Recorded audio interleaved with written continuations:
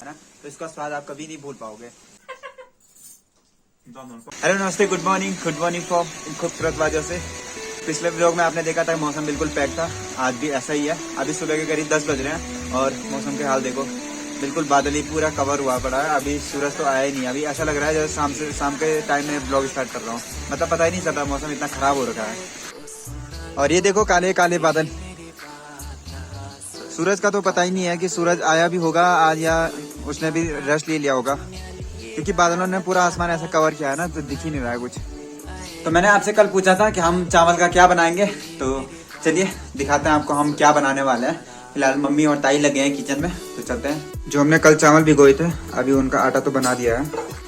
फिलहाल यहाँ मम्मी और ताई भी लगी हुई हैं। पहले तो गुड़ की चाशनी बनाएंगे, और इसमें मतलब गुड़ की चाशनी, गुड़ को उतनी देर तक गर्म करना है, उतनी देर तक बॉईल करना है जब तक उसमें दाने पूरे खत्म न हो जाएं, क्योंकि जो गुड़ की चाशनी बनेगी उसी से हमने ये वाला आटा गूंथना है। और जो ये गुड़ की चाशनी बनती है, तो इसको चेक करने के लिए कैसे करते हैं, देखो ताई कर रही है। इसको डालना है पानी में। अगर ये पानी में बिल्कुल गाढ़ा कलर छोड़ता है, गाढ़ा कलर मतलब ऐसे बना रहता है, तो ये होने को मतलब होने वाला है। और अगर ये ऐसे छोड़ता है, ये ऐसे पूरा फैलता है, तो ये अभी तक नहीं हुआ है। तो जैसे ये पूरा गाढ़ा हो गया ना, अब ये हो गया है, चाशनी बन गया। अब इसको बंद करेंगे और उसके बाद ये आटे को एक चाशनी में डाल देना। गुड़ की जो चाशनी बनी उसमें डालते डालते सीधे इससे उसको घुमा भी देना है। अब इसमें क्या होता है कि लोग कड़छी का यूज नहीं करते हैं। कड़छी से क्या होता है ना, जल्दी नहीं हो पाता, उससे बढ़िया लकड़ी से जल्दी हो जाता है।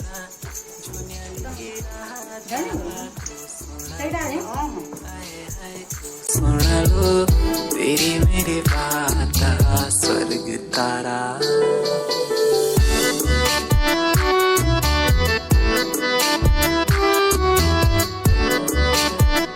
फिलहाल अभी अच्छे तरीके से मिक्स हो गया है। अब या तो इसको इसी पे छोड़ो ठंडा करने के लिए, या थाली में रख दो आप, जो चीज आपको बेटर लगती है उसको ठंडा करने के लिए। और अगर किसी अलग थाली पे या किसी अलग बर्तन पे इसको ठंडा करने के लिए रखना है ना, तो सबसे पहले उसमें घी डाल देते हैं या तेल डाल दो, जिससे वो चिपके ना।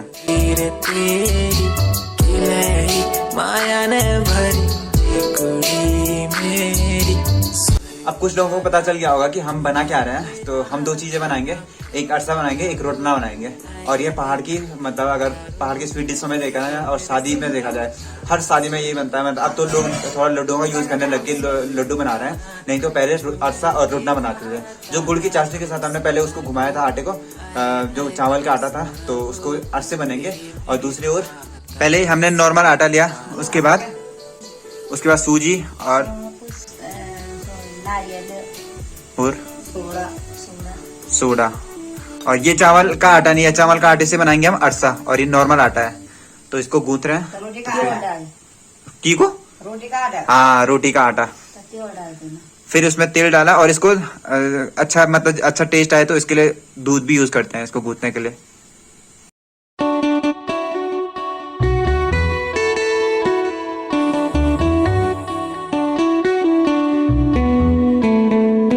इन्हें देखो, मेरे को बिना बताए आधा थाली खत्म कर दी, इसमें डाल दिए और ये ऐसे उबल रहे हैं।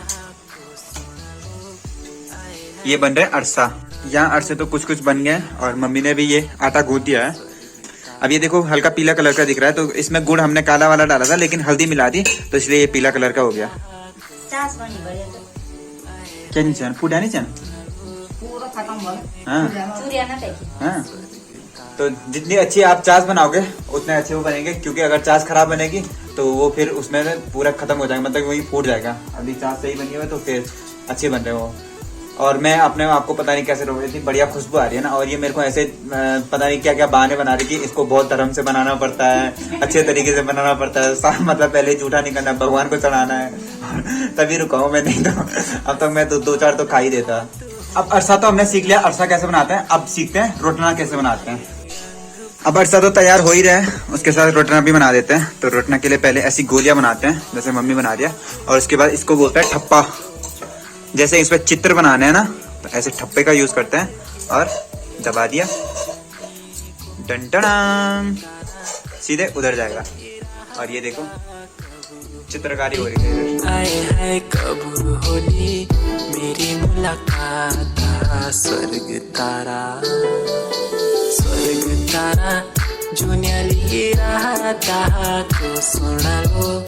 अब ये ठप्पे जो हैं ये लकड़ी के बने हुए हैं, तो इनको आप या मार्केट से खरीद सकते हैं या किसी मिस्त्री के पास ऐसे बनवा सकते हैं। जो लकड़ी का कारीगर हो बना सकता है, वो भी आपको जैसे डिजाइन चाहिए वैसे बन जाएंगे इस पे।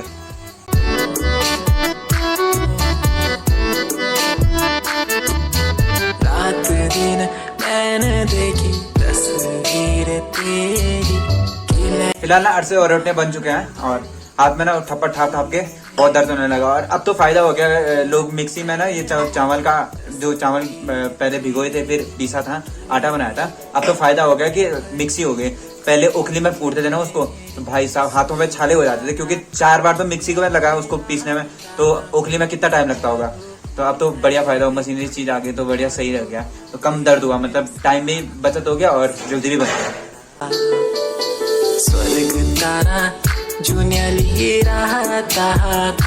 अब अरसा और रोटना तो बन चुका है, तो मैं आपको अब बता दूं कि अरसा और रोटना होते क्या हैं। ये इतने मिठास वाले होते हैं ना, अगर एक बार आपके मुंह में घुल जाए ना तो इसका स्वाद आप कभी नहीं भूल पाओगे, इतना मीठा होता है ये। और इसको लोग नॉर्मली शादी या किसी फंक्शन में बनाते हैं, या कभी घर में कोई ऐसा त्योहार टाइप का हो तो उसमें बनाते हैं, या किसी को कलियो देना हो। कलियो मैंने बताया था, जब किसी को पार्सल करते हैं ना कुछ चीज़ कि ये हमारी तरफ से आपके लिए है, तो उसमें बनाते थे लोग। अब तो लोग इसकी जगह मिठाइयों ने ले ली, नहीं तो पहले लोग इसी का यूज़ करते थे। मैंने इसकी सारी प्रोसेस आपको बता दी कि इसको कैसे बनाते हैं। अब मैं इसको बताता हूँ कि ये है क्या। अरसा और रटना उत्तराखंड के गढ़वाल की एक फेमस डिश है। उत्तराखंड के गढ़वाल की इसलिए बोल रहा हूँ क्योंकि ये न तो आपको कुमाऊं के क्षेत्र में मिलेगी, ना आपको हमारे अगल बगल के राज्यों में मिलेगी, ये आपको मिलेगा सिर्फ गढ़वाल में। तो इसलिए ये गढ़वाल की एक धरोहर भी है और गढ़वाल की विशेष पकवान भी है। जैसे आपको कुमाऊं में अल्मोड़ा की बाल मिठाई मिलती है, वैसे आपको उत्तराखंड में अरसे और रोटने मिलते हैं। अब आप सोचेंगे कि ये अरसा और रोटना गढ़वाल में ही क्यों बनाया जाता है, तो जिस अरसे रोटने को आप गढ़वाल में अरसा कहते हैं उसे तमिलनाडु या कर्नाटका में अरसालू कहते हैं। अब आप सोचेंगे ये तमिलनाडु का नाम क्यों ले रहा है, तो आप ऐसे मान सकते हैं कि ये दक्षिण भारत की एक ऐसी व्यंजन था जो हमें गढ़वाल में मिला है। अब आपको बता दूं कि इसका जो कनेक्शन है वो दक्षिण भारत से और गढ़वाल का कनेक्शन बेहद धार्मिक है। तो जब जगत गुरु आदि शंकराचार्य ने केदारनाथ और बद्रीनाथ धामों के निर्माण करवाया था, तो इनमें साउथ के ही पंडितों को रखा जाता था पूजा करने के लिए, और अभी भी साउथ के ही पंडित वहाँ पे पूजा करते हैं। तो जब वो पूजा करते थे तो कभी अगर घर जाते थे तो ये अरसालू लेके आते थे वहाँ से। तो ये अरसालू एक ऐसी चीज़ है जो महीनों महीनों खराब नहीं होती थी, इसीलिए वो यहाँ पोटली पर लेके आते थे और हमने भी उन्हीं से ऐसा सीखा। अब सीखा तो हमने दक्षिण भारत के लोगों से ही था, लेकिन इसमें उनके बनाने में और हमारे बनाने में थोड़ा सा डिफरेंस है। डिफरेंस ये है कि वो लोग खजूर के गुड़ का यूज़ करते हैं और हमारे यहाँ खजूर होता नहीं है, तो हम गन्ने के गुड़ का यूज़ करते हैं, बस यही डिफरेंस है, बाकी प्रोसेस तो सेम ही है। तो इसको नॉर्मली ना ये बहुत लंबी प्रोसेस हो जाती है, लोग कम बनाते हैं इनको, ऐसे बनाते हैं मतलब कभी कहीं जाना हो, जैसे किसी को अगर गिफ्ट करना हो, तो ये बहुत अच्छी चीज़ है, तो इसीलिए बनाते हैं।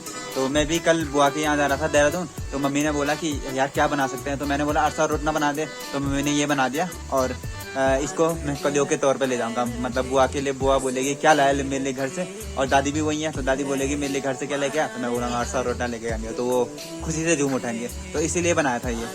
ताई को देखो, आज भी ताई घास के लिए आ गई और ताई का ये वाला आँख आज भी भयंकर वाला सूज गया, कल ब्याह से ज्यादा सूझी नहीं था, कल से ज्यादा सूख गया है। और ताई फिर मोटी तो पहले से थी, पर कभी प्यारो तेरो मेरो साथ स्वर्ग तारा आज मम्मी ने खाना नहीं बनाया क्योंकि दिन में वो बना के थे, मम्मी थक गई थी। मैंने बोला छोड़ दो कोई दिक्कत नहीं, 12 बजे तक वही काम खत्म हुआ, तो मैंने बोला छोड़ दो कोई बात नहीं। और अभी मेरे घूमने का टाइम हुआ तो मम्मी ने बोला मैगी बना मैंने आज नई तरीके की मैगी बनाई, ये तो हाथ ही नहीं आ रही मैंने बस पानी में डाला इसको, अरे देखो ये हाथ ही नहीं आ रही। मम्मी के साथ चैलेंज कर दिया मैंने। नीरे पकड़नी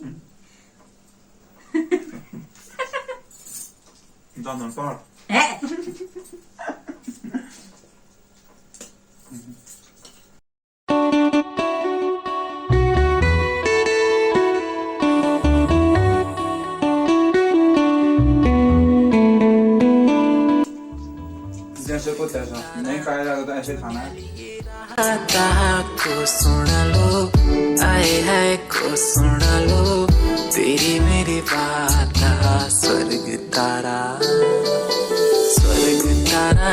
फिलहाल मैं इसी चीज का इंतजार कर रहा था कब ये आएंगे और कब चाय के साथ इनका मजा लिया जाएगा। ये मेरे वादा स्वर्ग तारा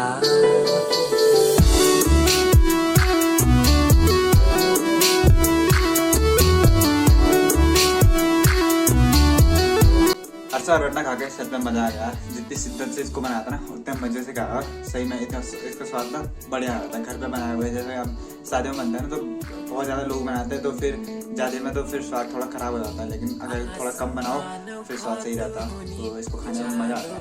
फिलहाल ये ब्लॉग यहीं पर खत्म करते हैं। आई होप आपको ब्लॉग ऐसा लगा होगा। ब्लॉग कैसा लगा जरूर बताएगा। फिर मिलते हैं आपसे नए ब्लॉग में। तब तक के लिए अपना ध्यान रखिए। सेफ रहे, जय हिंद, जय भारत, जय उत्तराखंड।